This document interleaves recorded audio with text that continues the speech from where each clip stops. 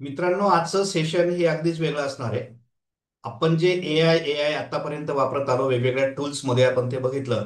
आज आपण त्याचा आतला भाग म्हणजे आपण एआय ची सफर करणार आहोत. आज एआय नेमकं कसं तयार केलं गेलं, एआयच्या आतमध्ये कुठल्या कुठल्या प्रकारचे टेक्निक्स असतात किंवा कुठल्या प्रकारचे मॉडेल्स एआय मध्ये यूज केले जातात. एआय शी रिलेटेड सगळ्या गोष्टी आपल्याला बघायच्या आहेत. जसं की एआय मध्ये वापरलं जाणारं मशीन लर्निंग, डीप लर्निंग, त्याचबरोबर एआयचे जे प्रकार आहेत. आता याच्यामध्ये एआयच्या प्रकारामध्ये जसं जनरेटिव्ह एआय आहे, त्याच्यानंतर एजंटिक एआय आहे, आणि सगळ्यात महत्वाचं जे आहे, आपण एआय बरोबर जे बोलतो, आपलं जे एआय बरोबर कम्युनिकेशन होत असतं, ते आपण करत असतो NLP च्या माध्यमातून, नॅचरल लँग्वेज प्रोसेसिंग. तर या 5 गोष्टी आज आपल्याला समजून घ्यायच्या आहेत. मशीन लर्निंग काय आहे, डीप लर्निंग म्हणजे काय असतं, NLP नॅचरल लँग्वेज प्रोसेसिंग कसं केलं जातं किंवा काय आहे, आणि अजून जनरेटिव्ह एआय काय आहे, आणि एजंटिक एआय काय आहे. बस 5 गोष्टी आपण समजून घेऊ. या 5 गोष्टी जर तुम्हाला प्रॅक्टिकली समजवल्या तर मला वाटतं त्या लवकर समजतील. थेरी त्याची आपल्याला कुठे मिळून जाईल, तुम्ही गुगल सर्च केलं, खूप सारे पेजेस तुम्हाला मिळतील, खूप सारे बुक्स तुम्हाला मिळून जातील. पण जर आपण याचं प्रॅक्टिकल केलं, की मशीन लर्निंग म्हणजे काय प्रॅक्टिकली बघूया, डीप लर्निंग म्हणजे काय त्याचं प्रॅक्टिकल करून बघूया, प्रत्येक गोष्टीचं प्रॅक्टिकल करून जर बघितलं तर अगदी लहान मुलांना देखील ते अगदी छान समजू शकतात. मग माझा आजचा जो प्रयत्न आहे तो एआय समजून घेण्यासाठी आपण प्रॅक्टिकली वेगवेगळ्या ऍक्टिव्हिटीज करू. आणि एआयचे हे सगळे कन्सेप्ट जे आहेत, machine learning, deep learning, NLP, त्याचबरोबर जनरेटिव्ह एआय आणि एजंटिक एआय, 5ही कन्सेप्ट तुमचे एकदा का क्लिअर झाले तर तुम्ही एआय वेगवेगळ्या पद्धतीने वेगवेगळ्या ठिकाणी सहज वापरू शकतात. तर आपण आता प्रॅक्टिकली एक एक गोष्ट नीट समजून घेऊयात. चला आता आपण सुरुवात करूयात. चला आता आपण सुरुवात करूयात. सगळ्यात पहिल्यांदा आपण मशीन लर्निंग नावाचा जो कन्सेप्ट आहे तो समजून घेऊयात. एआय मध्ये सगळ्यात पॉवरफुल आणि युजफुल असा जो कन्सेप्ट आला तो म्हणजे मशीन लर्निंग. आता एआय ही संकल्पना खूप जुनी आहे, खूप वर्षापासून एआयचा जो शोध आहे तो लागलाय. तर तुम्ही बाकीचं थेरॉटिकल जे आहे मटेरियल ते शोधू शकता, गुगलवर तुम्हाला भरपूर मिळेल. म्हणजे कोणत्या वर्षी एआयचा शोध लागला आणि कोणी लावला वगैरे मी हे सांगत बसत नाही. मी फक्त तुम्हाला एआयचं आतलं जे नेचर आहे ते समजून सांगायचा प्रयत्न करतोय, ठीक आहे. तर एआय जसं जसं डेव्हलप होत गेलं तसं त्याच्यामध्ये वेगवेगळ्या टेक्निक्स येत गेल्या, आणि त्यापैकी एक म्हणजे मशीन लर्निंग. पॉप्युलर आहे, भरपूर नाव आता तुम्ही त्याचं ऐकताय की मशीन लर्निंग, मशीन लर्निंग, बरोबर आहे, ठीक आहे. मग आपण ते समजून घेऊया. आता मशीन लर्निंग मध्ये त्याच्यातच त्याचा अर्थ आहे, मशीन लर्निंग म्हणजे मशीनला ट्रेन करणे, ठीक आहे. आता जसा एखादा शिक्षक विद्यार्थ्यांना शिकवतो, एखादा विद्यार्थी असेल किंवा विद्यार्थ्यांचा समूह असेल, तर त्या विद्यार्थ्यांना शिक्षक शिकवतो. आणि ही शिकवण्याची जी पद्धत असते अगदी तशाच पद्धतीने आपण मशीनला ट्रेनिंग करायचं. मग बघा, आता हे मशीन लर्निंगचे 3 टाईप आहेत, 3 प्रकारे मशीन लर्निंग केलं जातं. एक असतं सुपरवाइज लर्निंग, ज्याला आपण अगदी सोप्या पद्धतीने हे करू शकतो. दुसरं एक असतं अनसुपरवाइज लर्निंग, आणि तिसरं जे असतं ते असतं रिएन्फोर्समेंट लर्निंग. आता हे शब्द जड आहेत ऐकायला, ठीक आहे. म्हणजे सुपरवाइज लर्निंग तसं ऐकायला जड वाटलं पण सोपं आहे त्याचा अर्थ. सुपरवाइज लर्निंग कसं केलं जातं बघा, आपण आता प्रॅक्टिकली पण समजून घेणार आणि मी तुम्हाला ते आधी थिअरॉटिकली समजून सांगतो. सुपरवाइज लर्निंग कन्सेप्ट कसा आहे, की जसं मुलांना, लहान मुलं आहेत आणि त्यांना वस्तू दाखवून त्यांना सांगितलं जातं की हे काय आहे. उदाहरणार्थ, त्याला दाखवलं जाईल, हे बघा हे सफरचंद आहे, आणि पुन्हा त्याला प्रश्न विचारला जाईल, सांगा बरं हे काय आहे. मग मुलं काय म्हणतील, हे सफरचंद आहे, बरोबर. मग शिक्षक त्याला दुसरी वस्तू दाखवतील एखादी, की बघा हा काय आहे, हा पेन आहे. मग विद्यार्थ्यांना सांगतील पुन्हा, ओळखा हे काय आहे, पेन. मग असे त्याला एक 4-5 गोष्टी पहिल्या विद्यार्थ्यांना समजवल्या जातील, म्हणजे उत्तरा सकट पहिले त्या विद्यार्थ्यांना हे ट्रेनिंग दिलं जाईल, की याला सफरचंद म्हणतात, याला पेन म्हणतात, याला चेंडू म्हणतात. प्राणी दाखवले जातील, की याला कुत्रा म्हणतात, ही मांजर आहे, हा बैल आहे, ही गाय आहे वगैरे, ठीक आहे. मग आता तो विद्यार्थी जो आहे तो काय करतो, लक्षात ठेवतो की हे असं असेल तर याला बैल म्हणतात, किंवा हे असं असेल तर याला सफरचंद म्हणतात, की हे असेल तर याला पेन म्हणतात, बरोबर. अशा प्रकारचं ट्रेनिंग मशीनला देखील देता येतं. आणि मग मशीन त्या गोष्टी ज्या आहेत ते ट्रेन होऊन, म्हणजे त्याचा त्याला डेटा द्यायचा आपण थोडक्यात, आणि मशीन त्या पद्धतीने मग ओळखायला लागतो की हे काय आहे, ते काय आहे. मी तुम्हाला ते प्रॅक्टिकली समजवतो. आता हे सगळं करण्यासाठी, प्रॅक्टिकली करण्यासाठी, गुगलचा एक टूल आहे, टीचेबल मशीन नावाचं. अतिशय सुंदर आहे. हे टीचेबल मशीन गुगलने जे तयार केलेलं आहे ते आपल्याला मशीन लर्निंग प्रोजेक्ट्स बनवण्यासाठी तयार करून दिलेलं टूल आहे, फ्री ऑफ कॉस्ट आहे, आपण फुकटात ते वापरू शकतो. आता या टीचेबल मशीनचा उपयोग आपण कसा करणार बघा, आपण टीचेबल मशीनमध्ये वेगवेगळ्या प्रकारे प्रॅक्टिकल्स करू शकतो. जसं की तुम्ही त्याला वेगवेगळ्या प्रकारच्या इमेजेस द्या, आणि त्या इमेजेसला तुम्ही लेबल देऊन टाका, म्हणजे की ह्या इमेजेस आहेत, ह्या घे, यांना काय म्हणतात, यांना काय म्हणतात, त्यांना काय म्हणतात, म्हणजे सगळ्यांना लेबल देऊन टाकायचा. आणि मग नंतर त्याला ओळखायला लावायचं. मग त्या इमेजेस मधली एक इमेज त्यातली म्हणा किंवा तशा टाईपची एखादी इमेज आपण त्याला दाखवली, आणि मग तो ओळखतो. कॅमेऱ्यामधून तुम्ही त्याला दाखवू शकता, तो ओळखू शकतो की हे काय आहे, ते काय आहे. आणि मग त्याच्याजवळ जो डेटा अवेलेबल आहे त्या डेटाच्या आधाराने तो ती गोष्ट ओळखतो. ठीक आहे. मग आता हे आपण कसं करायचं, चला आता मी तुम्हाला प्रॅक्टिकली करून दाखवतो. आपण टीचेबल मशीन वापरू आणि त्याच्यामध्ये मी तुम्हाला याचं एक छोटस प्रात्यक्षिक करून दाखवतो. चला बघूया. चला आता आपण मशीन लर्निंगचं प्रॅक्टिकल करतो आहोत.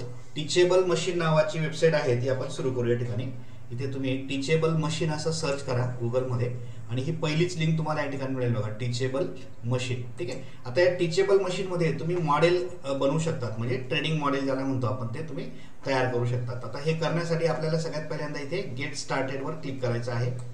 इथे क्लिक केल्यानंतर या ठिकाणी बघा, आता तुम्ही 3 प्रकारचे प्रोजेक्ट्स या ठिकाणी तयार करू शकतात. एक इमेज प्रोजेक्ट, ऑडिओ प्रोजेक्ट आणि पोस्चर प्रोजेक्ट, असे 3 प्रकारचे प्रोजेक्ट आहेत. मी थोडक्यात समजून सांगतो.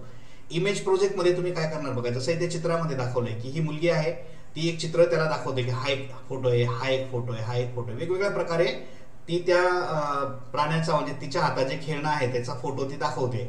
आणि मग नंतर तो ट्रेन होईल एआय मॉडेल, आणि त्याप्रमाणे तो चित्र ओळखेल. ऑडिओमध्ये तसंच राहील. तुम्ही वेगवेगळ्या प्रकारचे आवाज जे आहे ते त्याला द्या, सॅम्पल साऊंड द्या, आणि नंतर मग तुम्ही त्याला ओळखायला लावा की हा आवाज कोणाचा आहे, हा कोणाचा आहे. तो आवाज ओळखू शकतो. म्हणजे इमेजेसच्या माध्यमातून ट्रेनिंग देणे, त्याच्यासाठी ही गोष्ट वापरायची. ऑडिओ प्रोजेक्टमध्ये तुम्ही साऊंड रेकॉर्ड करून त्याला ट्रेन करू शकता. आणि याच्यामध्ये पोस्चर्स वेगवेगळ्या प्रकारचे तुम्ही रेकॉर्ड करतात, म्हणजे हात डाव्या बाजूला वळवला, हात उजव्या बाजूला वळवला, हात समोर ठेवला, हात मागे केला, किंवा मानेचं घेऊ आपण, डाव्या बाजूला मान वळवली, उजव्या बाजूला वळवली, किंवा पाय आपण घेऊ शकतो, पायाच्या पोझिशन्स. म्हणजे आपल्या शरीरातले वेगवेगळे जे पोस्चर्स आहेत ते आपण त्याला शो करायचे वेब कॅमेऱ्यामधून, आणि नंतर मग त्याच्या आधारावर आपण काहीतरी करू शकतो. मी तुम्हाला याचं सिंपल ऍप्लिकेशन सांगतो फक्त, प्रॅक्टिकली हे नंतर आपण पुन्हा एकदा केव्हा तरी करू. मी आज तुम्हाला इमेज प्रोजेक्टवर ट्रेनिंग देऊन दाखवतोय, हे देखील करता येईल आपल्याला. समजा मी एक रोबोट तयार केला छोटासा, एक कार बनवली आहे, आणि मी त्याला हाताच्या हँड गेस्चरने ती कार मी चालवतोय. म्हणजे माझा हाताचा पंजा डाव्या बाजूला वळला की ती कार डाव्या बाजूला चालेल. म्हणजे मी कॅमेऱ्यामध्ये त्याला सांगतोय, कॅमेऱ्यामध्ये मी माझा हाताचा पंजा त्याला दाखवतो, उजव्या बाजूला वळवला, गाडी उजव्या बाजूला जाईल, जसा ट्रॅफिक पोलीस सांगतो ना त्या पद्धतीने. म्हणजे ती जी कार आहे ती माझ्या इशाऱ्यावर चालेल, मी जसं सांगेल तशी ती कार चालेल. ठीक आहे. तर मग असं काही करायचं असेल प्रोजेक्ट, तर तुम्ही हे पोस्ट प्रोजेक्ट जो आहे तो करा. ऑडिओचा अर्थ सोपा आहे की तुम्ही वेगवेगळ्या प्रकारचे आवाज रेकॉर्ड करा आणि त्याला ओळखायला लावा, म्हणजे साऊंडवरून. जसं समजा तुम्हाला याचा पण एखादा यूज केस सांगतो मी, की आपल्या घराला एक सिक्युअर लॉक आपण बसवलेला आहे, आणि आपल्या आवाजावरून तो ओळखतो की घराचा मालक आहे का कोणी अननोन व्यक्ती आहे. ठीक आहे. आपण मग आपला आवाज असेल, आपण म्हटलं की ओपन द डोअर, जसं तुम्हाला ते माहिती असेल अलिबाबा आणि 40 चोर मध्ये खुलजा सिमसिम म्हटलं की ते बरोबर तिची तो जो दरवाजा असायचा तो उघडायचा. अगदी तशाच प्रकारचा समजा आपण डोअर बनवतोय, आपल्या आवाजानेच तो दरवाजा उघडला पाहिजे. मग अशा टाईपचा प्रोजेक्ट करायचा असेल तर तुम्ही हा ऑडिओ प्रोजेक्ट कन्सेप्ट यूज करू शकता. मी तुम्हाला आता इमेज प्रोजेक्ट करून दाखवतो. मी काय करतो बघा, मी आता हा सिलेक्ट करतो, इमेज प्रोजेक्टला क्लिक करा. इथे आल्यानंतर याच्यामध्ये तुम्ही स्टँडर्ड इमेज मॉडेल तयार करता आहात या ठिकाणी. मग हा पहिला ऑप्शन निवडा, आणि इथून काय करायचं बघा, आता इथे तुम्हाला 2 ऑप्शन आहेत. एक तर तुम्ही कॅमेऱ्यामधून फोटो अपलोड, म्हणजे दाखवा त्याला, आणि तो त्या कॅमेऱ्यामधून तुम्ही जे पोज दाखवणार ते सगळ्या तो टिपेल. आणि दुसरा ऑप्शन आहे इथे, तुम्ही तुमच्याकडे इमेजेस सेव्ह असतील तर तुम्ही अपलोड करा. मी हा सेकंड ऑप्शन वापरतो. मिनिंग सारखंच, इथून कॅमेऱ्यामधून तुम्ही इमेजेस द्या किंवा तुम्ही अपलोड करा. आता मी अपलोड ऑप्शन वापरतो. बघा मी काय करतोय, आता पहिल्यांदा तुम्हाला समजून सांगतो. मी 2 प्रकारचे फोटो त्याला देतोय. पहिल्यांदा मी सगळ्या मुलींचे फोटो त्याला देतो, म्हणजे गर्ल्स इमेजेस मी त्याला प्रोव्हाइड करेल, त्याला एक नाव देऊन टाकेल इथे गर्ल्स. आणि हा दुसरा एक गट मी तयार करेल, याच्यात सगळे मुलांचे फोटो देईल, बॉईज. आणि मग त्याला ओळखायला लावेल की हा फोटो कोणाचा आहे, मुलीचा आहे का मुलाचा आहे, आणि तो ओळखून दाखवेल. चला आपण ट्राय करू. आता मी पहिल्यांदा गर्ल्स साठी हा ग्रुप बनवतो. इथे तुम्ही त्याचं नाव देऊन टाका पहिले क्लासचं गर्ल्स. ठीक आहे. किंवा गर्ल म्हटलं तरी चालेल, मुलगी आहे गर्ल. आपण त्याला लेबल देतोय, तर प्रॉपर देऊ व्यवस्थितपणे गर्ल. ठीक आहे. आणि इथून इमेजेस अपलोड करायच्या. आता मी माझ्याकडे माझ्या मशीनमध्ये असलेल्या ज्या इमेजेस आहेत त्या मी देणार आहे. तुमच्याकडे गुगल ड्राईव्ह मध्ये इमेजेस असतील तुम्ही इथूनही घेऊ शकता. मी आता लोकल मशीन मधून इमेजेस त्याला प्रोव्हाइड करतो. मी इथे जातो. मी आता काही इमेजेस या ठिकाणी तयार करून ठेवलेल्या आहेत, आणि त्या मी त्याला प्रोव्हाइड करतो. ठीक आहे. आता इथे बघा गर्ल्सच्या व्हेरियस इमेजेस माझ्याजवळ आहेत. जवळपास मी 10 इमेजेस कलेक्ट केलेल्या आहेत. आणि ह्या 10च्या 10 इमेजेस मी त्याला आता प्रोव्हाइड करतो. मी सगळ्या इमेजेस सिलेक्ट करतो. हे बघा सगळ्या 10 इमेजेस मी सिलेक्ट केल्या आणि ओपन केल्या. आता या 10 इमेजेस इथे लोड होतील. म्हणजे ह्या इमेजेसच्या आधाराने तो ओळखेल की मुलीचे फोटो म्हणजे कसे असू शकतात, त्याच्यावरून तो गेस करेल की गर्ल कशा पॅटर्न मध्ये असते. ठीक आहे, हा एक प्रकार मी या ठिकाणी दिला. आता मी इथे बॉईज साठी इथे दुसरा क्लास बनवतो. या ठिकाणी मी जातो पुन्हा आणि इथे मी बॉय नावाचा क्लास बनवतो, बॉय. ठीक आहे, याच्यात पण सेम आपण इमेजेस अपलोड करू. फाईल्स मध्ये जा. इथून आता माझ्याकडे जे बॉईजचे फोटो आहेत, मी एका फोल्डरमध्ये बॉईजचे फोटो ठेवले आहेत. हे 10 मुलांचे फोटो मी ठेवलेत. तुम्ही जितके जास्त इमेजेस देणार ना तितका ॲक्युरसी त्याच्यामध्ये मेंटेन होईल. आता मी सॅम्पल म्हणून 10 फोटो देतोय. तुम्ही त्याच्यापेक्षा जास्त त्याला देऊ शकतात. ठीक आहे, आता मी 2 क्लास तयार केले. एक गर्ल नावाचा क्लास आहे आणि एक बॉय नावाचा क्लास आहे. आता मी त्याला ट्रेन करतो. हे जे बटन आहे बघा इथे ट्रेन मॉडेल, या बटनला क्लिक करायचं आणि मग तो ट्रेनिंग म्हणजे तो समजून घेईल सगळे इमेजेस. तो बॉयच्या इमेजेस समजून घेईल आणि तो गर्लच्या इमेजेस समजून घेईल. आता ट्रेनिंग चालू आहे त्याचं इंटरनली.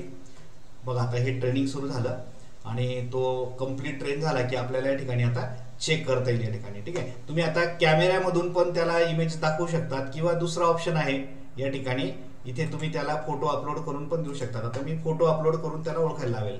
बघा आता हे मॉडेल आहे. इथे मी वेबकॅमच्या ऐवजी मी फाईल ऑप्शन निवडतो. मी चेक करतो हे मॉडेल आता बरोबर काम करतंय का. ठीक आहे, बघा आता मी हे जे फोटो आहेत हे मुलींचे आहेत आणि हे मुलांचे आहेत. मी आता त्याला एक फोटो इथे खाली तुम्हाला आउटपुट दिसेल या ठिकाणी. आता मी काय करतो बघा, इथून मी आता मुलाचा फोटो देतो. बघा हा मुलाचा फोटो आहे, तो मी त्याला आता मी हा फोटो दिला. हे बघा इथून मी एक फोटो निवडला आणि त्याने आपल्याला बॉय 100% त्याने ओळखले की हा बॉय आहे. ठीक आहे, आता मी फोटो चेंज करतो. बघा आता मी इथे चूज करतो. मी आता इथे गर्ल मधला एखादा फोटो देतो त्याला. मी गर्लच्या फोटोजमध्ये कुठलाही एक फोटो त्याला देतो. सपोज हा फोटो मी त्याला अपलोड करतो आणि तो इथे ओळखेल. त्याने 100% ओळखलं बघा गर्ल आहे. बॉयचा चान्स 0% दिसतोय आणि त्याने ओळखून घेतलं की ही गर्ल आहे.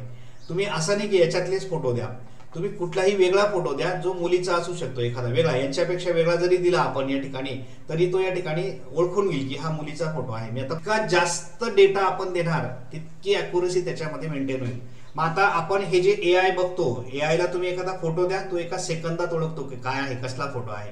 कारण त्याच्याकडे डेटा किती असेल, अख्ख्या जगाचा डेटा त्या एआय मॉडेल्स मध्ये दिला गेलेला आहे. आता एआयचे जे वेगवेगळे मॉडेल्स आहेत, जसं की जीपीटी मॉडेल आहे किंवा तुमचं जेमिनी मॉडेल आहे किंवा डीपसीक आहे, कुठलेही मॉडेल घ्या तुम्ही. हे जे LLM आहेत, लार्ज लँग्वेज मॉडेल, त्यांना अशा पद्धतीने ट्रेन केलं गेलेलं आहे आणि अख्ख्या जगाचा डेटा त्यांच्याजवळ अवेलेबल आहे. त्यामुळे त्यांना कुठलाही तुम्ही सोर्स दिला, कुठलाही ऑब्जेक्ट दिला तर तो पटकन ओळखतो. आता आपण एक छोटंसं प्रॅक्टिकल करत होतो फक्त की कशा पद्धतीने काम करतो. मी फक्त सॅम्पल फोटो 10 दिले. 10 म्हणजे एकदम निग्लिजिबल आहेत, बरोबर आहे. आणि 10 प्रत्येक फोटो वेगळा आहे पुन्हा याच्यामध्ये, त्याच्यामध्ये काही साम्य आपल्याला दिसत नाहीये, पण तरीही बऱ्यापैकी तुम्हाला अॅक्युरसी या ठिकाणी दिसते आहे. तर अशा पद्धतीने मग हा जो प्रोजेक्ट आहे म्हणजे हे जे मॉडेल आहे आता हे आपल्याला वाटलं की व्यवस्थित काम करत आहे, मग या मॉडेलला इथून एक्सपोर्ट केलं जातं. तर हे मॉडेल एक्सपोर्ट होईल आणि ते मॉडेल जे आहे ते तुम्ही इथे अपलोड करायचं. अपलोड माय मॉडेल म्हणजे हे मॉडेल जे आहे ते आपण थोडक्यात कुठेतरी अपलोड करून ठेवतो. ते आपल्या ड्राईव्हवर अपलोड होऊन जाते या ठिकाणी. अपलोड माय मॉडेल आणि मॉडेल अपलोड केल्यानंतर मग तुम्हाला हा जो कोड आहे तो या ठिकाणी मिळतो. या कोडला तुम्ही इथून कॉपी करून घ्या. हे बघा ही त्याची लिंक आहे बघा इथे, टीचेबल मॉडेलची ही लिंक आहे. तीच लिंक त्याने या ठिकाणी यूज केलेली बघा इथे. ठीक आहे, ती लिंक फार महत्वाची आहे. म्हणजे तुमचं जे मॉडेल आहे आता ते तुम्हाला या पद्धतीने वापरता येईल. मग इथे तुम्ही या लिंकला कॉपी करून घ्या. आता तो जो कोड आहे तो आपण कॉपी करून घेतला आणि तो आपण या ठिकाणी पेस्ट केला. ठीक आहे, आपण याला सेव्ह करून बघू. हा कोड आपण सेव्ह केला आणि याला तुम्ही टेस्ट करून बघा या ठिकाणी. आता कोडला मी रन करतो.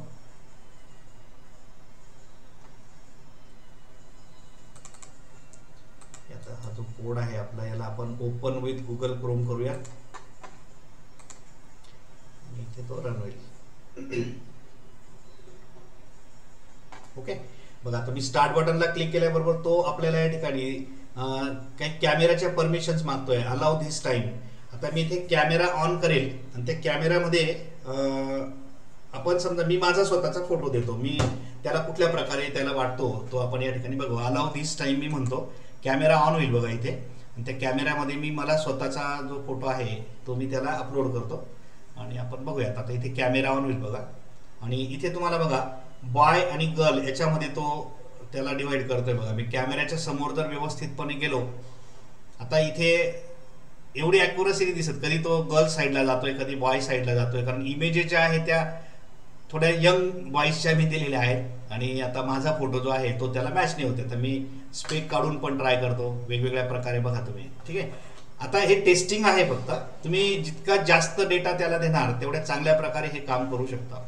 ठीक आहे. तर तुम्ही इथे फोटो पण देऊ शकता त्याला, एखादी फाईल तुम्ही अपलोड करा आणि ती देखील तो यूज करू शकतो. ठीक आहे. आता आपण या ठिकाणी मी आता त्याला वेगवेगळ्या प्रकारे वेगवेगळ्या अँगलने जर इथे इमेजेस दिल्या तर थोडाफार बघा, तो कधी बॉयच्या साईडला जास्त जाताना दिसतो, कधी गर्लच्या साईडला जास्त जाताना दिसतो. वेगवेगळ्या प्रकारे तो आपल्याला इथे मॉडेल दाखवतोय. टेस्टिंगसाठी हे तुम्ही करू शकता. आणि ओके, चला. मी जे फोटो त्याला दिले होते ते लिमिटेड फोटो होते. एखादा फोटो जर आपण त्याला कॅमेऱ्यासमोर प्रॉपर दाखवला तर तो चांगल्या प्रकारे देखील हे दाखवू शकतो. तर हा जो कोड आहे, आता मॉडेल एक्सपोर्ट केल्यानंतर, अपलोड केल्यानंतर हा कोड तुम्ही कॉपी करा आणि तुमच्या प्रोजेक्टसाठी तुम्ही हा यूज करू शकता. आता हा कोड जो आहे तो जावा स्क्रिप्टचा कोड आहे. तुम्ही त्याला P5JS म्हणजे इथून पण घेऊ शकतात. वेगवेगळ्या फॉर्मॅटमध्ये हा कोड आपल्याला देतो. तुम्हाला ज्या प्रकारचा प्रोजेक्ट बनवायचा आहे, मोस्टली वेब म्हटलं की त्याच्यामध्ये जावा स्क्रिप्टचा उपयोग जास्त प्रमाणामध्ये केला जातो. हा कोड तुम्ही यूज करू शकता, किंवा तुम्हाला ते मॉडेल जर हवं असेल ते तुम्ही या लिंकने ते मॉडेल देखील यूज करू शकतात. अशा पद्धतीने मशीन लर्निंग कशा प्रकारे काम करतं हे आपण या ठिकाणी बघितलं. ओके, आता आपण हे जे टीचेबल मशीन मध्ये बघितलं ते सुपरवाइज लर्निंगचं एक एक्झाम्पल होतं, ज्याच्यामध्ये तुम्ही प्रत्येक फोटोला लेबल दिलं होतं की हा गर्ल्सचा फोटो आहे किंवा हा बॉईजचा फोटो आहे, आणि तो ओळखत होता. बरोबर आहे. आता आपण डेटा लिमिटेड दिला म्हणून अॅक्युरसी त्याची थोडीफार इकडे तिकडे होऊ शकते, बट इट इज गुड. टेस्टिंगसाठी तुम्हाला ते फक्त वापरायचं किंवा बघायचं होतं. ठीक आहे. जास्त प्रमाणामध्ये डेटा दिल्यानंतर मग ते चांगल्या प्रकारे रिझल्ट देऊ शकतात. आता मशीन लर्निंगचा दुसरा एक प्रकार असतो अनसुपरवाइज लर्निंग. मी त्याचा अर्थ समजून सांगतो. अनसुपरवाइज लर्निंग मध्ये कसं असतं की त्याला तुम्हाला डेटा नाही द्यायचा आहे, म्हणजे तुम्हाला थोडक्यात त्याला असं नाही सांगायचं की हे सफरचंद आहे किंवा हा पेरू आहे किंवा हे काय आहे. त्याला खूप सारा डेटा देऊन टाकायचा. तो काय करतो, त्या डेटाचं असे गटवाईज काय म्हणू आपण त्याला, क्लासिफाय करून घेतो त्याला, आणि मग तो पॅटर्न तयार करतो वेगवेगळ्या प्रकारचे.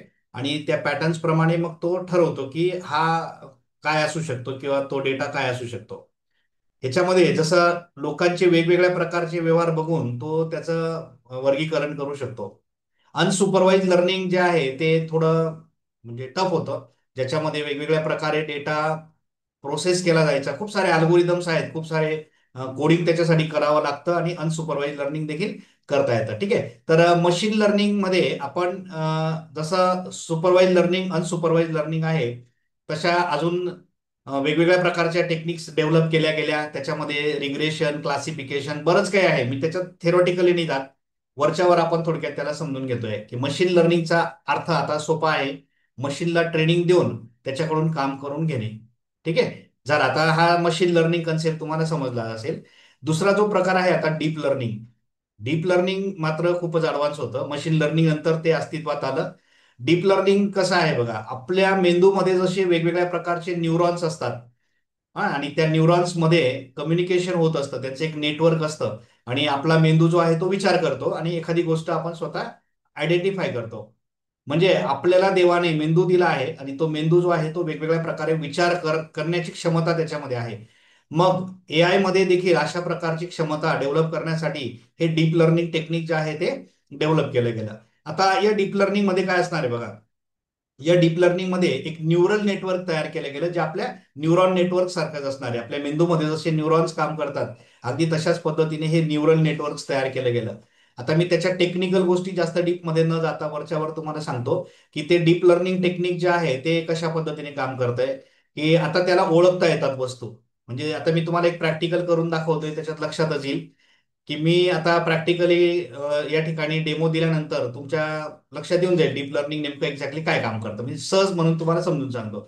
आता मी चष्मा लावलेला आहे, तर तो कुठे आहे, डोळ्यांवर लावलेला आहे. समजा मी एआय ला सांगितलं की हा फोटो आहे आणि हा चष्मा आहे, हा चष्मा या माणसाला लावून देतो, तो कुठे लावेल, बरोबर डोळ्याच्या जागेवर. तो असं नाही करणार की चष्मा डोक्यावर ठेवून देईल किंवा चष्मा जो आहे तो कानाला लावून देईल. त्याला बरोबर माहिती की चष्मा आहे तर तो डोळ्याला लावायचा असतो. कसा लावायचा असतो हे त्याला माहिती आहे. मी त्याला सांगितलं ही कॅप आहे आणि ही त्या मुलाला कॅप घालून दे, त्याला माहिती कॅप आहे तर ती डोक्यात घातली जाते. म्हणजे ही विचार करण्याची क्षमता त्याच्यामध्ये डेव्हलप केली गेली. आणि जसं डीप लर्निंग आलं तसं एआय मध्ये खूप चांगल्या प्रकारे ऍप्लिकेशन्स डेव्हलप करता आले. चला आता आपण डीप लर्निंगचं एक प्रॅक्टिकल करून बघूयात कशा पद्धतीने हे डीप लर्निंग काम करतं. ओके, चला आता आपण डीप लर्निंगचं प्रॅक्टिकल करतो आहोत. आता डीप लर्निंगमध्ये आपण काय करणार आहोत की जसं मी तुम्हाला म्हटलं की डीप लर्निंगमध्ये माणसाला जसं समजतं स्वतः निर्णय घेऊ शकतो आपण, आपल्याला सगळ्या गोष्टी कळतात. म्हणजे आपल्याला थोडक्यात एक विचार करण्याची जी क्षमता आहे आपली माणसाची, तशी क्षमता ए आयची त्याने तयार केली. ठीक आहे. आता याच्यात मी याचं प्रॅक्टिकल करण्यासाठी गुगलचा ए आय स्टुडिओ यूज करतो. आपण गुगलचा ए आय स्टुडिओ सुरू करू आणि मी काय करतो बघा या ठिकाणी मी इथे या ठिकाणी इमेजचा एक प्रोजेक्ट करतो. मी या ठिकाणी इथे नेटिव्ह इमेज जनरेशन हा एक ऑप्शन आहे बघा, हा मी सिलेक्ट करतो. किंवा तुम्ही इथे जनरेट मीडियामध्ये जा आणि याच्यामध्ये जेमिनी इमेज जनरेशन हा प्रोजेक्ट घ्या. ठीक आहे. आता इथे मी काय करतो बघा, माझ्याकडे एका लहान मुलाचा फोटो आहे. पहिल्यांदा मी तो फोटो अपलोड करतो. इथे मी अपलोड करतो बघा, माझ्याकडे एक फोटो आहे मुलाचा, हा फोटो आहे, हा मी अपलोड केला. ठीक आहे. आणि दुसरा माझ्याकडे कॅप आहे, कॅपचा फोटो आहे, तो पण मी अपलोड करतो बघा. इथे मी अपलोड करतो कॅप. ठीक आहे. आणि मला आता काय पाहिजे की ही कॅप ह्या मुलाच्या डोक्यात घालायची आहे. ओके, मी ते काम ए आयला सांगतो. आता त्याला बरोबर कळेल की ही कॅप आहे आणि हा मुलगा आहे, तर ही कॅप बरोबर त्याच्या डोक्यातच घालायची आहे. तर तो ते काम कसं करतो बघा, मी त्याला इथे सांगतो wear this cap to this boy. Wear a cap to this boy असं म्हणून आपण, wear a cap to this boy. Okay, मी त्याला ही टोपी या मुलाला घालायचं सांगितलं आणि रन करतो बघा. आता त्याला सगळं समजतं आहे. तर हे डीप लर्निंगचं टेक्निक आहे थोडक्यात. आणि तो ॲनालिसिस करतोय. आता पहिले तो मुलाचा फोटो ॲनालिसिस करेल आणि हा बघा अगदी काही सेकंदात त्याने ती टोपी त्या मुलाच्या डोक्यात घालून पण दिली बघा. तीच टोपी आहे आणि त्याच मुलाच्या डोक्यात अगदी ॲक्युरेट त्याच्या डोक्यात ती टोपी घातलेली तुम्हाला दिसते बघा. ही परफेक्ट. ओके, आता मी अजून काय करतो बघा, आता हा टोपी घातलेला मुलगा जो आहे त्याला चष्मा घालायचा आहे मला. ठीक आहे. मग माझ्याकडे एक सनग्लासचा फोटो आहे, मी तो अपलोड करतो. हे बघा, आता मी हा सनग्लास कुठलाही घ्या, समजा हा सनग्लास मी घेतला आणि हा सनग्लास त्या मुलाला घालायचा आहे. मी असं म्हणतो आता wear wear a sunglass to a boy with cap. टोपी पण राहू दे असं सांगतो त्याला, विथ कॅप. ठीक आहे. Wear a sunglass to a boy with cap आणि याला रन करतो. आणि बघा आता त्या मुलाला बरोबर हा सनग्लास वेअर करून देईल तो. म्हणजे त्याला आता हे माहिती की सनग्लास आहे तर तो त्याच्या डोळ्यांवर असणार आहे. तो बरोबर तो सनग्लास त्याच्या डोळ्यांवर येऊन गेला बघा. आता ही जी टेक्निक आपण थक्क जातो या गोष्टी बघून की एक मशीन आहे आणि त्याला हे सगळं कसं शक्य आहे, कसं समजतंय. तर इथे जी टेक्निक यूज केली गेलेली आहे ही म्हणजे तुमची डीप लर्निंग. भरपूर गोष्टी आहेत त्याच्यामध्ये. डीप लर्निंग आल्यापासून काय झालं, ए आय खूप चांगल्या प्रकारे आपल्याला वापरता यायला लागलं आणि खूप गोष्टी आपण त्याच्यामध्ये करू शकतो. आता मला असं करायचं की ही ब्लॅक कॅप काढून त्याच्यात रेड कॅप घालायची, मी ते करू शकतो. मला असं वाटलं की दुसरा एक शर्ट आहे माझ्याकडे, हा शर्ट काढून त्याला दुसरा शर्ट घालायचा आहे. काहीही करू शकतात, काहीही करू शकतो आपण.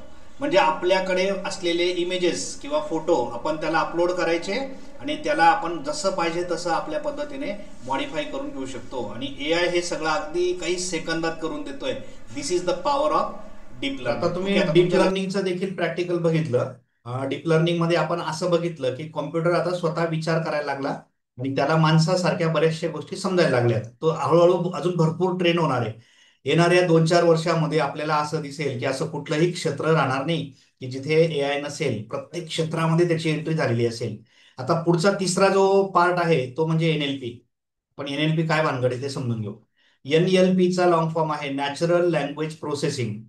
पूर्वी बघा कॉम्प्युटरमध्ये फक्त कॉम्प्युटरच्या ज्या लँग्वेज होत्या सी, सी प्लस प्लस, जावा, याच्यामध्ये कोडिंग केलं जायचं आणि त्याच भाषा फक्त कॉम्प्युटरला समजायच्या. कॉम्प्युटर म्हणजे मशीन समजू आपण. ठीक आहे. कुठल्याही मशीनला मशीनची भाषा असायची, त्याच्यात बोलावं लागायचं. पण ते काम कठीण होतं. मग ते कोडिंग करणं, ते प्रोग्रामिंग करणं, त्याला ट्रान्सलेट करणं, कंपाईल करणं, बऱ्याच गोष्टी होत्या त्या कराव्या लागायच्या. म्हणजे सॉफ्टवेअर बनवावं लागायचं आणि ते सॉफ्टवेअर थ्रू तो काम करायचा. मग जेव्हापासून एनएलपीचा कन्सेप्ट एआय मध्ये इंटिग्रेट झाला, खऱ्या अर्थाने एआय अजून पॉवरफुल झालं. बघा आता हे जसं जसं एआय मध्ये एक एक ऍड होत गेलं, मशीन लर्निंग आलं, एआय अजून पॉवरफुल झालं. डीप लर्निंग आल्यावर त्याची पॉवर डबल झाली. आता एनएलपी आल्यानंतर काय फरक पडला बघा त्याच्यामध्ये. एनएलपी मध्ये असं झालं की आता आपण एआय बरोबर आपल्या भाषेत बोलतो. आपण त्याला प्रॉम्प्ट असं म्हणतो बघा. तुम्ही एआय ला इंग्लिशमध्ये प्रॉम्प्ट द्या, त्याला समजतो. तुम्ही त्याला मराठीमध्ये प्रॉम्प्ट द्या, त्याला समजतो. त्याला हिंदीमध्ये प्रॉम्प्ट द्या, समजतो. त्याला गुजराती, बंगाली, तामिळी कुठल्याही भाषेमध्ये तुम्ही सांगा, त्याला आपली भाषा समजायला लागली आणि आपली भाषा तो जर समजून घ्यायला लागला, तर काय झालं, आता हे कोडिंग प्रोग्रामिंग हे जे पार्ट आहे हे आता दुय्यम होऊन गेले. म्हणजे आपल्याला मशीन कडून काम करून घ्यायला आता स्पेशली डायरेक्ट सॉफ्टवेअर बनवून घ्यायची गरज नाही. आपण मशीन बरोबर डायरेक्ट कम्युनिकेशन करू लागलो व्हाया एआय. एआय आल्यामुळे आपलं काम अजून सोपं झालं. आता अजून पुढच्या एजंटिक एआय मध्ये तुम्हाला अजून काही गोष्टी समजतील. आता आपण फक्त फोकस करू एनएलपी वर. नॅचरल लँग्वेज प्रोसेसिंग म्हणजे काय, तर आपल्या ह्युमन लँग्वेजेस ज्या आहेत, मग त्याच्यामध्ये इंग्लिश आहे, मराठी आहे, गुजराती आहे, all languages around the world, जेवढ्या स्टँडर्ड लँग्वेजेस असतील, स्टँडर्ड म्हणतो मी, स्टँडर्ड लँग्वेजेस असतील, त्या सगळ्या लँग्वेज एआय ला समजायला लागल्या.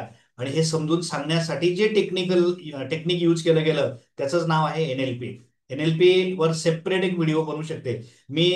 एक नवीन चॅनल पुन्हा सुरू करतोय तुमच्यासाठी आणि त्याच्यामध्ये मी एआय डेव्हलपमेंट या विषयावर सगळ्या व्हिडिओज बनवणार आहे. एआय डेव्हलपमेंट म्हणजे काय, एआय वापरून वेगवेगळ्या प्रकारचे सॉफ्टवेअर कसे तयार करायचे, म्हणजे त्याला आपण एआय एजंट्स असं म्हणतो. वेगवेगळ्या क्षेत्रामध्ये एआय एजंट्स कसे तयार करायचे हे मी त्या चॅनलवर शिकवणार आहे. तुमची इच्छा असेल की मी असं चॅनल बनवावं, तर तुम्ही या व्हिडिओमध्ये कमेंट करा. आणि तुमचा जर उत्साह असेल की मी अशा प्रकारचं चॅनल बनवावं, माझं हे चॅनल आवडत असेल तरच तुम्ही म्हणणार की तसं चॅनल बनवा सर. जर तुम्हाला हे चॅनल आवडत नसेल तर मग तुम्ही ते चॅनल बनवायचा काही विषयच ठेवणार नाही. पण बघूया, मी आता तुमच्यावर सोपवतो. तुम्ही मला कमेंट करून सांगा की मी अजून एक नवीन चॅनल एआय डेव्हलपमेंट साठीचं सुरू करावं का, आणि त्याच्यामध्ये मी एआय डेव्हलपमेंट म्हणजे एजंट्स कसे तयार करायचे किंवा एआय वापरून कशा पद्धतीने ऍप्लिकेशन डेव्हलप करायचे हे मी त्याच्यामध्ये शिकवेन. चला, आता मी तुम्हाला एक छोटंसं प्रॅक्टिकल एनएलपी वर करून दाखवतो. नॅचरल लँग्वेज प्रोसेसिंग कशा पद्धतीने काम करतं. चला आपण प्रॅक्टिकली बघूया. ओके, आता एनएलपीचं एक प्रॅक्टिकल आपण करूयात. आता मी त्याच्यासाठी गुगलचा एआय स्टुडिओ जो आहे तो पुन्हा मी यूज करतो. इथे मी गुगल एआय स्टुडिओ सुरू करतो, गुगल एआय स्टुडिओ. आणि मी काय करतो बघा, आता गुगल एआय स्टुडिओमध्ये तुम्हाला एनएलपीचा एक छोटासा डेमो मी दाखवतो. नॅचरल लँग्वेज प्रोसेसिंग कसं केलं जातं एआय मध्ये ते आपण बघूयात.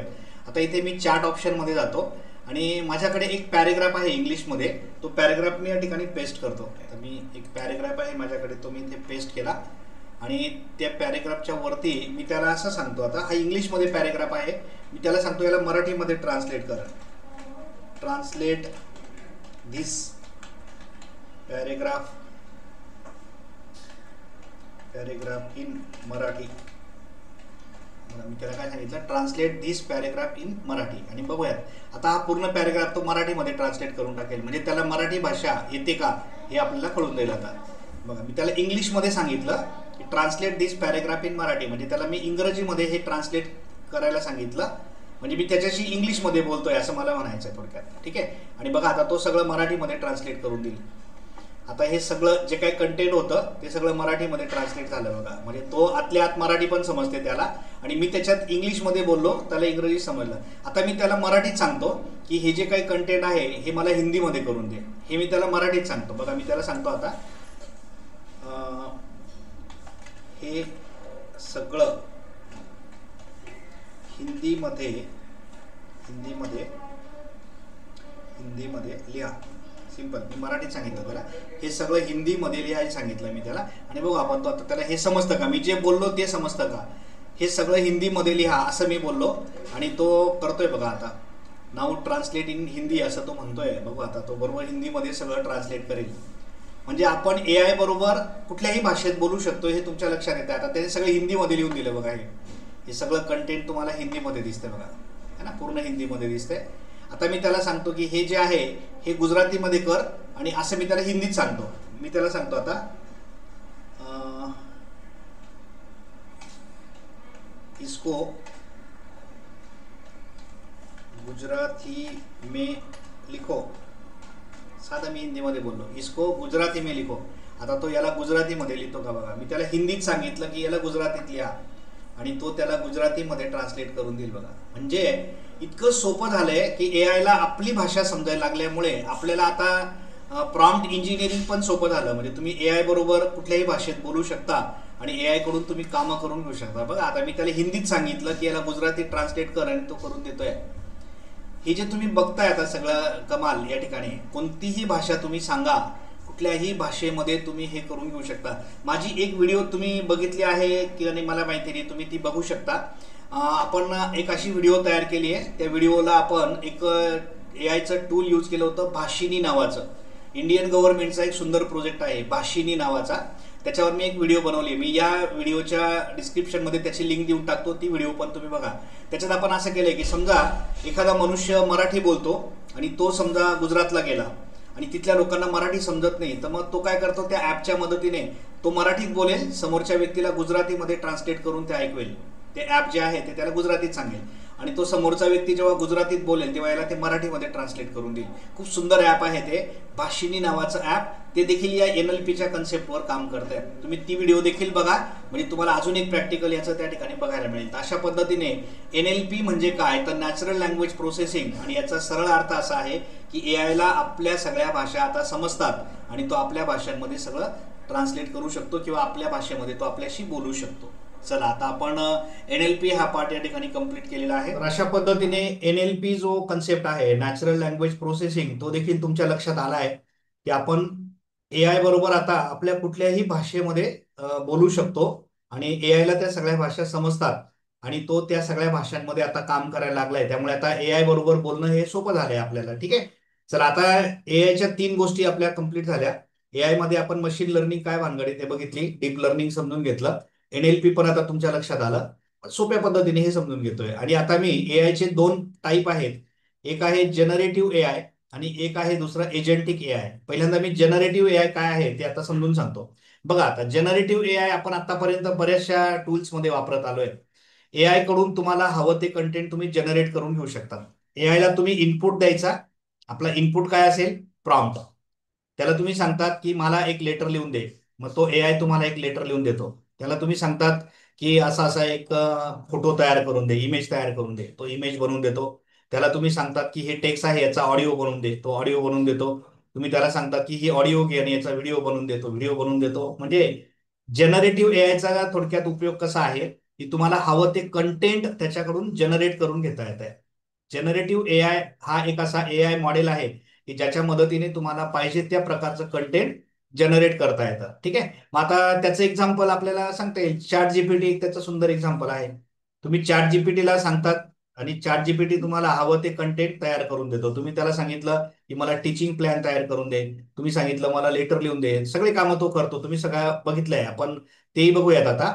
आता जनरेटिव्ह एआयच्या नंतर पुढचं आपण बघणार आहोत एजंटिक एआय. मी पहिले दोघांचा डिफरन्स पहिले सांगून देतो, म्हणजे तुम्हाला एजंटिक एआय पण लक्षात येईल.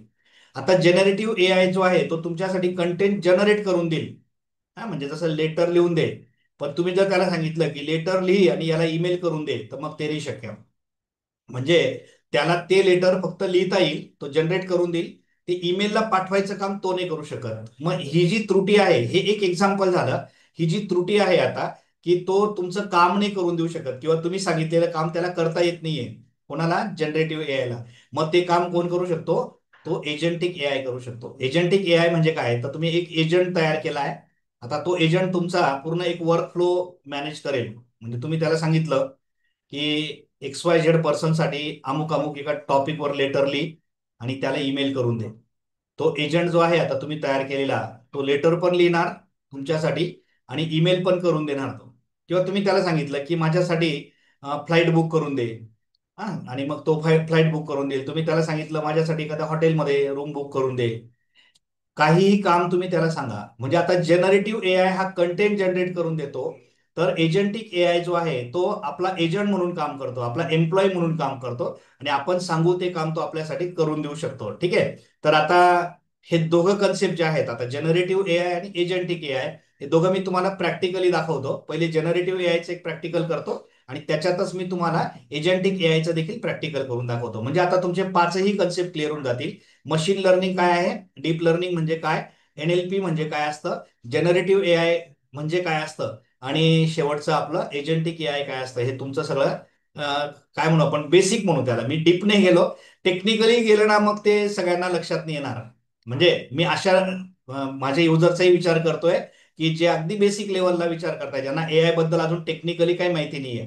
खूप डीपमध्ये टेक्निकली आपण जाऊ शकतो, त्याच्यासाठी पण आपण काही व्हिडिओज बनवू. पण मग पहिले बेसिक गोष्टी तर माहिती पाहिजे का, हा एआय नेमका काय आहे, तो कसा काम करतो, त्याच्यात काय काय गोष्टी आहेत. कोणी सहज विचारलं मशीन लर्निंग काय भानगड आहेत, आपल्याला निदान थोडंफार सांगता तर यायला पाहिजे. याच्यासाठी हा प्रयत्न आहे.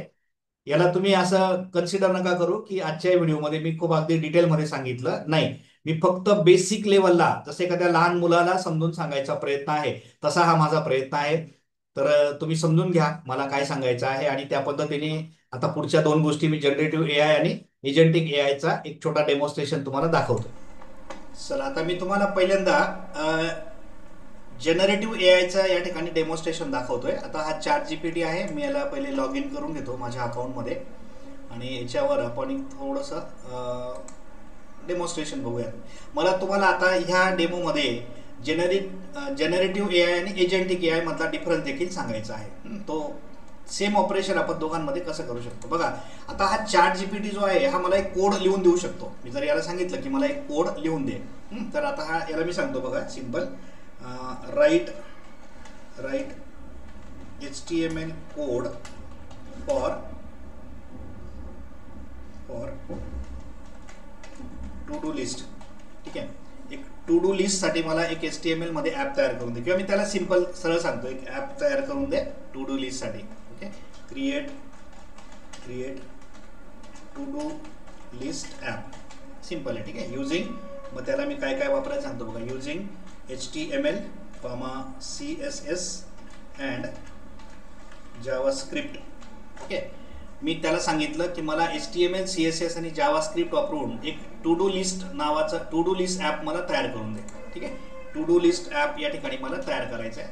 तुम्हाला सगळ्यांना टू डू लिस्ट माहितीच आहे की आपले जे काही टास्क आहेत ते आपण परफॉर्म करत जातो. ठीक आहे, आता मी इथे त्याला सांगतो, बघू आपण आता तो कोड जनरेट करेल. टू डू लिस्टसाठी तो एक कोड जनरेट करतोय बघा. त्याने पहिली फाईल बनवली index.html, त्याचा हा कोड लिहून देतोय बघा. तो ही index.html फाईल, ही सेकंड फाईल त्याने बनवली बघा style.css, आणि हा तिसऱ्या फाईलचा कोड असेल त्यांचा. पुन्हा हा जावास्क्रिप्टचा कोड तो लिहून देतोय script.js. काय केलं बघा आता त्याने मला 3 सेपरेट फाईल लिहून दिल्या, आणि तुम्हाला इन्स्ट्रक्शन देतोय, तुम्हाला सूचना देतोय, तुम्हाला सांगतो की सेव्ह द फाईल ॲज. पहिली फाईल तुम्ही index.html नावाने सेव्ह करा, दुसरी तुम्ही style.css नावाने सेव्ह करा, तिसरी तुम्ही script.js ने सेव्ह करा. मग तुमची index.html तुम्ही उघडा ब्राउझरमध्ये, आणि मग तुम्हाला टू डू लिस्ट ॲप दिसेल. चला आता आपण हे करून बघू. आता मी काय करतो बघा, मी पहिला जो कोड आहे हा याला कॉपी करतो, म्हणजे पुढचं सगळं काम मला करायचं आहे. आता इथे तो आपोआप करून देत नाहीये, त्याने फक्त कोड लिहून दिला, जनरेट करून दिलं कंटेंट. मी हा कोड कॉपी केला, आणि मी काय करतो बघा, इथे मी एक फोल्डर क्रिएट करून घेतो डेस्कटॉपवर. या ठिकाणी मी एक न्यू फोल्डर क्रिएट केला, आणि इथे त्याला नाव देतो टू डू लिस्ट. ठीक आहे, हे टू डू लिस्ट मी या ठिकाणी एक फोल्डर या ठिकाणी मी क्रिएट करून घेतला. Okay, to do list. Okay, आणि या टू डू लिस्ट फोल्डरमध्ये मी तो जो कोड आहे तो या ठिकाणी मी ठेवणार आहे. ओके, आता मी एक टेक्स्ट फाईल जनरेट करतो. त्याच्यामध्ये तो जो आता ही टेक्स्ट फाईल असेल आपली index.html नावाची, index.html या नावाने ही फाईल क्रिएट करायची. आणि ह्या index.html फाईलमध्ये मी एक काम करतो, मी सेपरेट नोटपॅडमध्ये ते सगळं करतो, म्हणजे तुम्हाला लक्षात येईल. मी इथे नोटपॅड सुरू करतो. पहिला जो कोड आहे आता तो मी index.html फाईलमध्ये सेव्ह करतो. बघा मी याला सेव्ह करतो. याला कुठे सेव्ह करायचं आपल्याला, डेस्कटॉपवर. ठीक आहे, इथे मी डेस्कटॉपवर जातो. डेस्कटॉपवर टू डू लिस्ट नावाचा माझा फोल्डर आहे, आणि त्याच्यात मी याला index.html या नावाने मी याला सेव्ह करून घेतलं. ठीक आहे, आता सेकंड फाईल मी त्याची घेतो या ठिकाणी. बघा आता मी इथे एक टू डू लिस्ट माझं फोल्डर रेडी आहे. आता मी इथे काय करतो बघा, त्याची जी सेकंड फाईल आहे आता इथे तो CSSचा कोड आहे. हा मी CSS कोड कॉपी करतो. याला देखील मी आता काय करतो, नोटपॅडमध्ये इथे मी पुन्हा नोटपॅड घेतो, न्यू फाईल घेतो, तो पेस्ट करतो कोड, आणि याला मी style.css नावाने त्या फोल्डरमध्ये सेव्ह करतो. मी त्याच फोल्डरमध्ये बघा टू डू लिस्टमध्ये, आणि याला नाव काय द्यायचं आहे, style.css या नावाने याला सेव्ह करायचं. त्यांनी दिलेल्या इन्स्ट्रक्शन प्रमाणे मी करतोय. आता ही style.css फाईल तयार झाली, आणि तिसरी फाईल जी आहे आता इथे script.js नावाने ही तिसरी फाईल बनवायची. बघा script.js. मी इथे कॉपी करतो याला आणि मी त्याला सांगतो की याला script.js नावाने मी याला सेव्ह करतो. ठीक आहे, मी आता इथे परत न्यू फाईल घेतो आणि पेस्ट करतो आणि याला सेव्ह करतो script.js नावाने. script.js. ओके, आणि आता हे ॲप मी टेस्ट करून बघतो. मी त्या फोल्डरमध्ये जातो बघा, आता डेस्कटॉपला गेलो आणि ही जी इंडेक्स फाईल आहे आता इथे मी गुगल क्रोममध्ये ओपन करतो बघा. म्हणजे माझं जे ॲप आहे ते कसं तयार झालं मला बघता येईल. टू डू लिस्ट ॲप त्याने सुंदर बनवून दिलं, पण प्रोसेस सगळी मला करावी लागली. नंतर मी फोल्डरमध्ये गेलो, तिथून ते सगळं केलं आहे बघा. इथे आता मी टास्क देतो, इथे मॉर्निंग वॉक हा माझा पहिला टास्क राहील, ॲड करतो. सेकंड टास्क आहे माझा ब्रेकफास्ट, मी इथे ॲड करतो. ठीक आहे, जो टास्क कंप्लीट होत जाईल तो मी इथून काय करेल, डिलीट करेल. म्हणजे ॲड पण होत आहे, डिलीट पण होत आहे. इट वर्क्स फाईन, तो एकदम परफेक्ट काम करतोय. पण झालं काय इथे की इथे मला ते ॲप बनवण्यासाठी फाईल ज्या आहेत त्या मला स्वतः नोटपॅडमध्ये जाय, टाईप कर, हे सगळं करावं लागलं. आता मला ऑलरेडी माहिती होतं वेब टेक्नॉलॉजी म्हणून मी हे सगळं करू शकत होतो. नवीन युजरला मात्र हे थोडंसं अवघड जाऊ शकतं. मग आता याला याचं काम कोण सोपं करेल बघा. आता मी ChatGPTच्या जागेवर मी यूज करतो आता मॅनस. हा मॅनस जो आहे, मॅनस AI हा एक एजंट आहे. मॅनस AI इज एजंट. ठीक आहे, आणि याला एजंट का म्हटलंय, हा फक्त कोड नाही लिहून देणार, हा सरळ फोल्डर बनवून देईल, त्या फोल्डरमध्ये त्या फाईल पण सेव्ह करून देईल, ॲप टेस्ट करून देईल, सगळं तो करेल. म्हणजे तो एक सॉफ्टवेअर इंजिनियर सारखा काम करेल. आता तो कोड पण लिहिणार, टेस्टिंग पण करणार, त्याचं एक फोल्डर बनवून देणार, त्या फाईल सगळ्या सेव्ह करून देणार. म्हणजे मला काहीच करायचं नाही, डायरेक्ट मी त्याला फक्त सांगेल टू डू लिस्ट ॲप बनव आणि तो रेडी करून देईल मला. बघा इथे मी त्याला सांगतो आता create a to do list app, simple एवढंच मी त्याला सांगितलं आणि तो आपलं ॲप आता बनवायला सुरुवात करेल. बघा आता मी त्याला सांगितलं टू डू लिस्ट ॲप बनव आणि आता त्याची सुरुवात होईल. तो थिंकिंग करतोय बघा, तो काय करतोय ना ते पण तो सांगत जाईल आपल्याला. हे बघा तो प्लॅन बनवतोय पहिले, तो एक सॉफ्टवेअर इंजिनियर सारखा काम करतोय आता या ठिकाणी.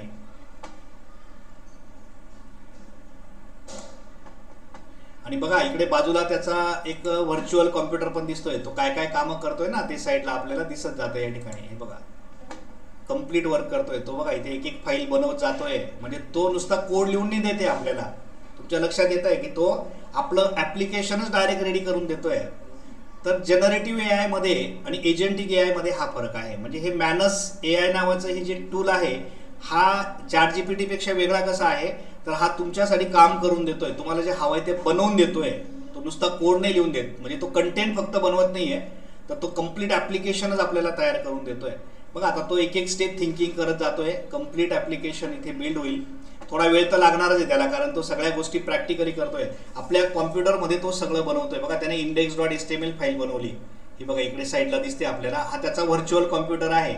म्हणजे तो काय काय काम करतोय ना ते लाईव्ह आपल्याला दिसत जातं. बघा इथे आता त्याने पुढची एक फाईल बनवली app.jsx. खूप वेगवेगळ्या फाईल तो बनवतोय. त्याने app.css फाईल बनवली. इकडे तो सांगत जातो मी काय बनवतोय आणि इकडे दाखवत जातो तो आपल्याला. कंप्लीट विंडोमध्ये ते आपल्याला समोर दिसतंय आणि हळूहळू तो स्टेप बाय स्टेप आपलं ॲप तयार करतोय. कंप्लीट ॲप जे आहे ते आपलं बिल्ड होईल आणि आपल्याला त्या ठिकाणी ते ॲप जे आहे ते रेडी करून डायरेक्ट तुम्हाला डिस्ट्रीब्यूट करता येईल. ओके, आता तो एका स्टेजला आला आहे. त्याने जवळपास सगळं रेडी केलं आहे आणि आपल्याला तो परमिशन मागतो इथे. Allow Manus to deploy the website publicly. म्हणजे तो असं म्हणतो की ही वेबसाईट मी पब्लिकली डिप्लॉय करू का. तर मला हरकत नाही, माझी काही अशी पर्सनल वेबसाईट नाही आहे. मी त्याला काय म्हणतो, अलाव करतो. Allow for this task. Okay, याला मी अलाव करतो. अलाव फॉर ऑल टास्क किंवा अलाव फॉर दिस टास्क. मी त्याला अलाव केलं. तुम्ही सगळे टास्क त्याला अलाव करू शकता. आता हे जस्ट आपण टेस्टिंगसाठी करतोय, त्यामुळे असं काही नाही की आपलं पर्सनल एखादं ॲप्लिकेशन आहे आणि आपण त्याला सिक्युअर करायचं आहे. बघा मध्ये मध्ये तो जेव्हा परमिशन्स मागतो तेव्हा तुम्हाला त्या द्यायच्या आहेत त्याला. आणि आता जवळपास आपलं ॲप्लिकेशन जे आहे त्याने पूर्ण 5 स्टेप होते त्याच्या पूर्ण केल्या आहे. आणि आता काही सेकंदात डिप्लॉय करून, म्हणजे लाईव्ह करतोय तो थोडक्यात आपला ॲप, आणि डिप्लॉय करून तो त्याच्या सर्व्हरवर टाकेल आणि आपलं ॲप जे आहे ते रेडी करून देईल. तुम्हाला हवं तर ते ॲप तुम्ही डाउनलोड करून तुमच्या लोकल मशीनमध्ये देखील ठेवू शकतात. त्याच्या सगळ्या फाईल कंप्लीट एक फोल्डरच तो आपल्याला तयार करून देईल. आणि आपलं जे हे ॲप्लिकेशन आहे ते आता नियर अबाउट रेडी झालेलं आहे आणि तुमच्या समोर ते या ठिकाणी लाईव्ह दिसतंय. बघा आता इथे दिसतंय बघा सगळ्या फाईल्स त्याने बनवल्या आहेत. ओके, इथे तो शेअर रिप्लाय टास्क कसं करतोय. ठीक आहे, आता बघा जवळपास आपलं ॲप्लिकेशन जे आहे ते रेडी झालेलं आहे. Deploy the application and deliver, इथे त्याने ॲप्लिकेशन रेडी केलेलं आहे. ओके, इथे बघा आता how will did Manus complete this task, त्याने सगळं या ठिकाणी तुम्ही त्याला रेटिंग करा ते सांगतोय. त्याने फाईल बनवून दिल्या बघा सगळ्या आपल्याला. ठीक आहे, कंप्लीट ॲप आपलं दिसते. टेक्निकल इम्प्लिमेंटेशन त्याचं तो आपल्याला सांगतोय. हे तुम्ही बघा निवांत, तुम्हाला लक्षात येईल. आणि आपलं ॲप बघायचं आहे आपल्याला कसं दिसतं. त्याने ही लिंक दिली बघा, त्याने होस्ट करून दिलं आहे आपल्याला. ही लिंक तुम्ही कोणालाही देऊ शकतात, कोणीही बघू शकता आपण तयार केलेलं ॲप. लाईव्ह दिसेल ते. हे बघा इथे त्याच्या लाईव्ह सर्व्हरवर आपलं टू डू लिस्ट त्याने बनवून दिलं. इथून तुम्ही एखादा टास्क ॲड करून बघा. मी तेच देतो बघा इथे, मॉर्निंग वॉक आणि ॲड करतो या टास्कला. इथे ॲड होईल, होत आहे. ठीक आहे, इथून तो डिलीट करता येईल, एडिट पण करता येईल. याच्यात हे एक नवीन फीचर याच्यात ॲड झालं बघा. मॉर्निंग वॉकला आपण इथे तो म्हणतो प्रोग्रेस 100% झाला आहे. तुम्ही त्याला एडिटला क्लिक केलं, इथे तुम्ही त्याचं नाव बदलू शकतात. मॉर्निंग वॉक ॲट 7 AM असं काहीतरी केलं. इथे त्याला ओके पण करू शकता, म्हणजे तुम्ही चेंजेस पण करू शकता. आणि तो टास्क कंप्लीट झाल्यावर तुम्ही इथून डिलीट पण करू शकता. म्हणजे परफेक्ट वर्क करत आहे आपलं ॲप. तर आता तुम्हाला मॅनसमध्ये हे ॲप जे आहे ते त्याने बनवून पण दिलं आणि त्याच्या सगळ्या फाईल्स पण त्याने रेडी करून दिल्या. हे तुमचं लाईव्ह ॲप आहे, त्याच्या या सगळ्या फाईल्स वगैरे रेडी आहेत. आणि तुम्ही त्या फाईल्स ज्या आहेत त्या डाउनलोड करून घेऊ शकता तुमच्या लोकल मशीनमध्ये. तुम्हाला हवं असेल तर तुम्ही हे जे ॲप आहे कम्प्लीट हे तुमच्या लोकल मशीनमध्ये तुम्ही ठेवून घेऊ शकतात. म्हणजे त्याच्या सगळ्या फाईल्स ज्या आहेत त्या रेडी केल्या. हे बघा इथे डाउनलोड बटन आहे. हां, तुम्ही डाउनलोड करून ते सगळं टोटल वर्कआउट जे आहे ते तुमच्या मशीनमध्ये तुम्ही ठेवू शकता. इथे सगळ्या गोष्टी दिल्या त्याने बघा. कुठे कुठे सेव्ह करायचं तुम्हाला, तुम्ही जिथे हवं तिथे सेव्ह करू शकता. कन्वर्ट टू गुगल डॉक, तुम्ही त्याची PDF बनवू शकतात. सगळे ऑप्शन तो या ठिकाणी प्रोव्हाइड करतो. म्हणजे तुमच्या लक्षात येत आहे की मॅनस AI हे एक नुसतं काय म्हणू कंटेंट जनरेट करणारा नाही आहे, तर ते ॲप्लिकेशन कम्प्लीट एक सॉफ्टवेअर इंजिनियर जसं सॉफ्टवेअर बनवतोय तशा पद्धतीने त्याने ते सॉफ्टवेअर पूर्ण तयार करून दिलं. सगळ्या फाईल्स वगैरे रेडी करून दिल्या. View all files in this task तुम्हाला बघायच्या, तुम्ही इथून बघू शकतात. इथे क्लिक केल्यानंतर त्या सगळ्या फाईल तुम्हाला दिसत आहे बघा. त्या फाईल्स तुम्ही इथून डाउनलोड करून घेऊ शकतात. पूर्ण बॅचच्या बॅच तुम्हाला डाउनलोड करता येईल. हे कम्प्लीट ॲप्लिकेशन मग तुम्ही तुमच्या लोकल मशीनमध्ये ठेवून घेऊ शकता. त्याचं डॉक्युमेंट्स तुम्हाला इथे बघता येतील. त्याच्या इमेजेस असतील त्याच्यात वापरलेल्या तर त्या दिसतील. त्याच्या कोड फाईल्स तुम्हाला इथे दिसतील. त्याच्या लिंक्स तुम्हाला इथे दिसतील. एव्हरीथिंग कम्प्लीट सॉफ्टवेअर इंजिनियर सारखं त्याने ॲप आपलं तयार करून दिलं. अशा पद्धतीने आता तुम्हाला जनरेटिव्ह AI आणि एजंटिक AI याच्यामधला फरक देखील कळला. जनरेटिव्ह AI फक्त कंटेंट जनरेट करून देईल. त्या कंटेंटचं पुढे काय करायचं तुमचं तुम्ही बघा. एजंटिक AI काय करतो, तुम्ही सांगितलेलं कम्प्लीट टास्क तयार करून देतो. मी त्याला सांगितलं ॲप बनवून देतो, त्याने कम्प्लीट ॲपच बनवून दिलं. त्याचा कोड पण जनरेट केला आणि ते ॲप कम्प्लीट लाईव्ह पण केलं. त्याचं होस्टिंग पण केलं. ते डाउनलोड पण करता येईल. त्याच्या सगळ्या फाईल्स क्रिएट करून दिल्या. एव्हरीथिंग तो आपल्यासाठी करून देतो. चला आता मी जवळपास तुम्हाला 5ही गोष्टी ज्या आहेत AIच्या त्या या ठिकाणी कम्प्लिटली डेमॉन्स्ट्रेट करून प्रॅक्टिकली समजून सांगितलेल्या आहेत. आणि मला खात्री आहे की तुम्हाला आजची ही व्हिडिओ जी आहे ही इतर व्हिडिओंपेक्षा नक्कीच वेगळी वाटली असेल. 100% तुम्हाला ती आवडली असेल असं मला वाटतं. शेवटी तुमच्या कमेंटवर आता ते अवलंबून आहे. तुम्ही कमेंट करा नक्की या व्हिडिओच्या शेवटी. पूर्ण व्हिडिओ बघितली असेल तुम्ही तर तुम्ही कमेंट करा. तुम्हाला व्हिडिओ कशी वाटली ती सांगा. आणि तुमच्या काही सजेशन्स असतील अजून तर त्या माझ्यासाठी नक्कीच उपयुक्त ठरतील. तुमच्या सजेशन्स पण द्या. आणि आज आपण या ठिकाणी आता थांबूयात. तर अशा पद्धतीने आजच्या या व्हिडिओमध्ये आपण 5 गोष्टी AIच्या प्रॅक्टिकली समजून घेतल्या. थेरॉटिकली एक्सप्लेन करणं वेगळं असतं, प्रॅक्टिकल डेमॉन्स्ट्रेशनमुळे ते अजून चांगलं समजतं असं मला वाटतं. तुम्हाला आजची व्हिडिओ कशी वाटली ते तुम्ही कमेंट करून सांगा. चॅनलवर तुम्ही नवीन असाल तर चॅनलला सबस्क्राईब करा. आणि आता अजून एक ऑप्शन युट्यूबने आपल्याला दिलेला आहे. तुम्ही जेव्हा आमच्या व्हिडिओला लाईक करतात त्यावेळेला तुम्ही तिथे एक हाईप ऑप्शन तुम्हाला दिसेल. चॅनलला तुम्ही हाईप करा. म्हणजे तुम्हाला हे चॅनल जर खरोखर जास्त आवडत असेल किंवा मनापासून आवडत असेल तर तुम्ही चॅनलला हाईप करा.